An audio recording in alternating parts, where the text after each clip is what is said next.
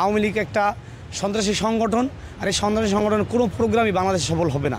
যদি ছাত্রলীগ আবারও মাঠে নামতে চায়, সাধারণ শিক্ষার্থীরা এটাকে প্রতিহত করবে। এই যে জুলাই গণঅভ্যুত্থানে যারা বা গণহত্যা চালিয়েছে তাদেরকে আমরা মাঠে স্পেস দিব না। যে আপনারা সজাগ থাকুন, সচেতন থাকুন এবং আপনারা বাংলাদেশের পক্ষে থাকুন। আজকে বাংলাদেশে এই পরিস্থিতি হতো না। দেখো 5 আগস্টের পরবর্তীতে একটা দলের একজন নেতা এসে বলছে আমি আওয়ামী লীগকে সাধারণ ক্ষমা করে দিয়েছি। এই কারণে আজকে আওয়ামী লীগ এই উক্কি দিচ্ছে। আর দীর্ঘ 15.5 বছর তারা অবৈধভাবে ক্ষমতার মসনদে বসে তারা যে ধরনের অপকর্ম করছে, বাংলাদেশের মানুষের উপর যে ধরনের নির্যাতন অত্যাচার করেছে, খুন গুণের শিকার তারা করেছে। আর বাংলাদেশের মানুষ এখন আওয়ামী লীগের কোনো কথাকে তারা হাস্যকর হিসেবে দেখে। আর কিসের লকডাউন আর কিসের শটডাউন, এই বাংলাদেশে তাদের রাজনীতির কোনো অস্তিত্বই নাই। যারা বাংলাদেশের মানুষের তোপের মুখে পড়ে তারা বাংলাদেশ থেকে পালিয়ে যেতে বাধ্য হয়েছে এবং তারা এখন পার্শ্ববর্তী রাষ্ট্রে বসে তারা কিছু ষড়যন্ত্র করছে।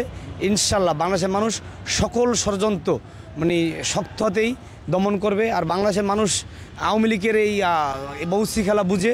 আওয়ামী লীগ একটা সন্ত্রাসী সংগঠন, আর এই সন্ত্রাসী সংগঠনের কোনো প্রোগ্রামই বাংলাদেশে সফল হবে না। টানা তৃতীয়বার অর্জন করেছে দেশের সেরা সুপার ব্র্যান্ড স্বীকৃতি বসুন্ধরা টিস্যু। জুলাই গণঅভ্যুত্থানে প্রায় 2000 মানুষের প্রাণ দিয়েছে।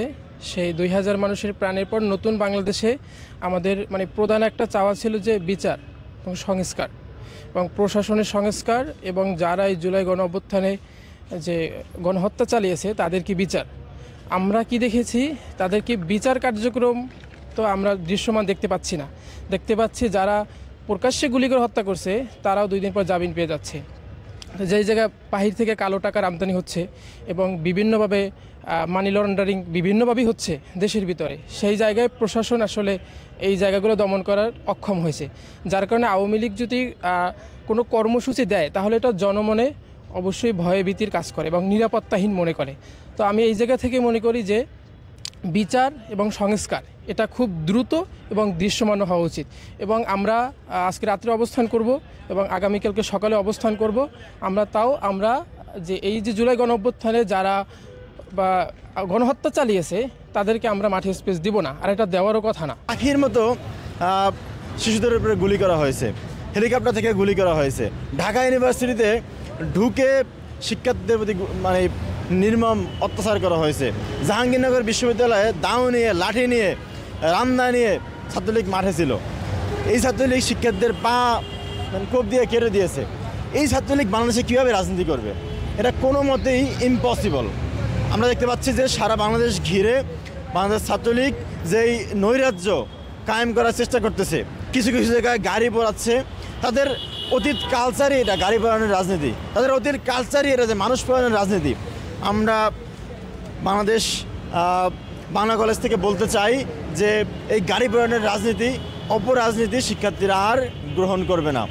যদি ছাত্রলীগ আবারও মাঠে নামতে চায়, সাধারণ শিক্ষার্থীরা এটাকে প্রতিহত করবে।